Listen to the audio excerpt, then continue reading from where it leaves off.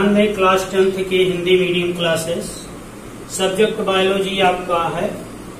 Chapter 3 चल रहे हैं बायोलॉजी में, जीव जनन कैसे करते हैं, हाउ डू ऑर्गेनिज्म रिप्रोड्यूस, जिसमें आप लोग को पार्ट नंबर 4 पढ़ाया गया है। इसके पहले आज पार्ट नंबर 5 एनसीईआरटी पर आधारित चर्चा होगी। आपके जो टॉपिक हैं वो क्या है, सेक्सुअल रिप्रोडक्शन। टॉपिक 1 क्या है, सेक्सुअल रिप्रोडक्शन इन ह्यूमन, मनुष्यों में लैंगिक जनन। मनुष्यों में लैंगिक जनन, जैसे पौधों में लैंगिक जनन की क्रिया हुई, वेजिटेटिव हुई, इसी तरीके से जो मनुष्य में लैंगिक जनन होता है, जनन क्रिया होती है, वो लैंगिक जनन होता है। तो सबसे पहले इसमें आपको फिर एक बार रिप्रोडक्शन की परिभाषा आप लोग को याद होगा। रिप्रोडक्शन क्या है, जनन किसे कहते हैं, यह ध्यान दीजिए। आप लोग को कई बार बताया गया, रिप्रोडक्शन किसे कहते हैं, जनन क्या है। जनन के बारे में हम आप लोगों को बता रहे हैं, प्रत्येक जीवधारी अपनी जैसी संतान को उत्पन्न करने की क्षमता रखता है, जिसे हम जनन कहते हैं। प्रत्येक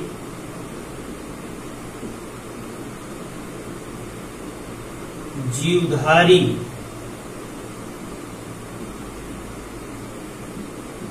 अपनी जैसी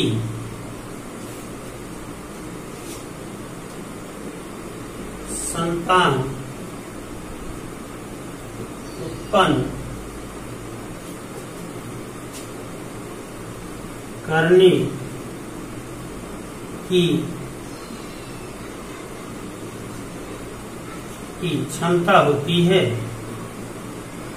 की क्षमता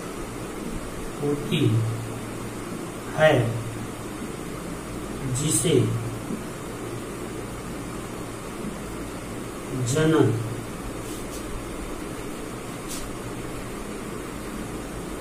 कहते हैं।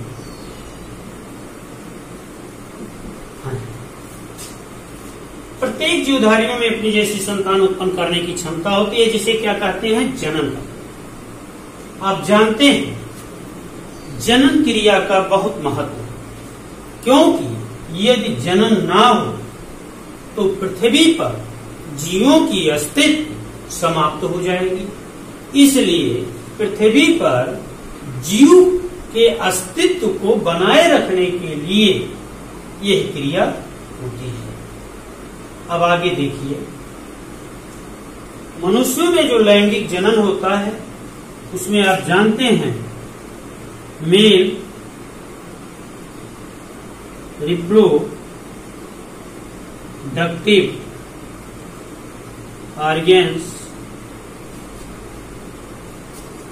और फीमेल रिप्रोडक्टिव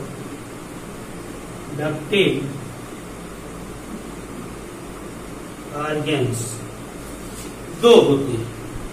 मेल के जननांग अलग होते हैं और फीमेल के जननांग अलग।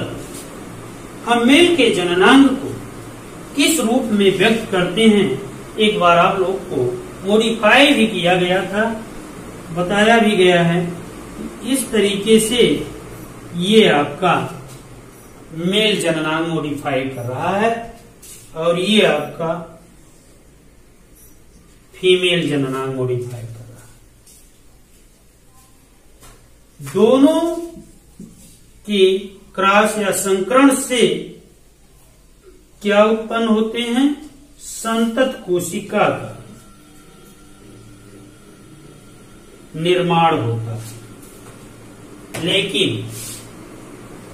सबसे पहले हम ये देखते हैं कि मेल से स्पर्म का निर्माण, स्पर्म और फीमेल से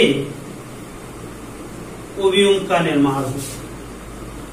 ये स्पर्म और ये ओव्यूम आके जब मिलते हैं, संलयित होते हैं, तो एक जाइगोट बनता है। जाइगोट ये जाइगोट, ध्यान दीजिए क्लास 10th के स्टूडेंट, हिंदी मीडियम की क्लास है ये। सब्जेक्ट बायोलॉजी चैप्टर 3 है, जीव जन्म कैसे करते हैं, how do organism reproduce. Topic आपका सेक्सुअल रिप्रोडक्शन चल ही रहा है। इस टॉपिक में अब आपको बताएंगे प्यूबर्टी, यौनारंभ। यौनारंभ की क्रिया आप जानते हैं कि बालक के अलग लक्षण दिखाई देते हैं और बालिकाओं के अलग लक्षण दिखाई देते हैं, अर्थात दोनों में ये एक प्रकार के हार्मोन्स बनने लगते हैं जिसे सेक्स हार्मोन्स कहते हैं।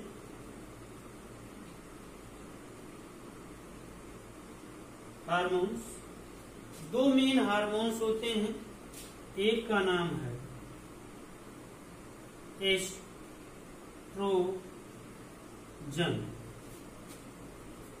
एक का नाम है एंड्रोजन। एंड्रोजन,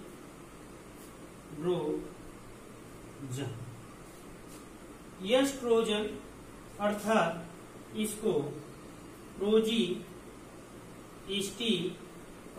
भी कहते हैं। एंड्रोजन को टेस्टोस्टेरोन कहते हैं।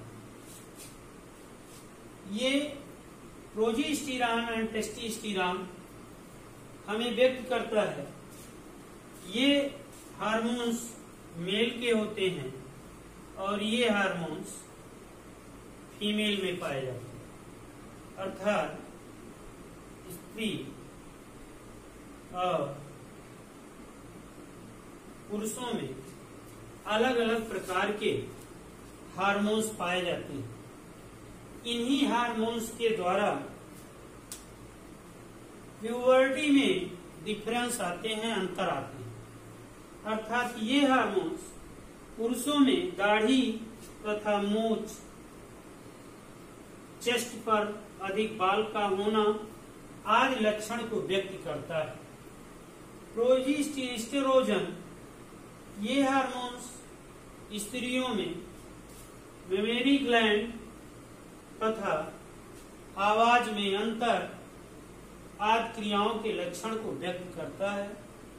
इस प्रकार से ये दो मेन हार्मोन्स होते हैं जो लैंगिक जन्म के अंतर्गत आते हैं।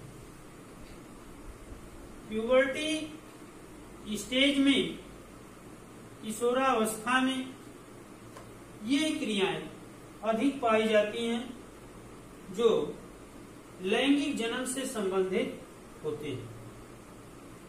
आगे चलकर आपको स्ट्रक्चर के माध्यम से मेल जननांग, टेस्टोस्टेरोन मतलब टेस्टोस्टेरोन जो मानव का नर जनन तंत्र है उसका फिगर बनाया जाएगा, और जो मादा जनन तंत्र हैं उनके फिगर बनाए जाएंगे। फिगर के माध्यम से आप लोगों को अगला टॉपिक बताया जाएगा। ये टॉपिक यहीं पर आज आपका एंड होता है। Thank you.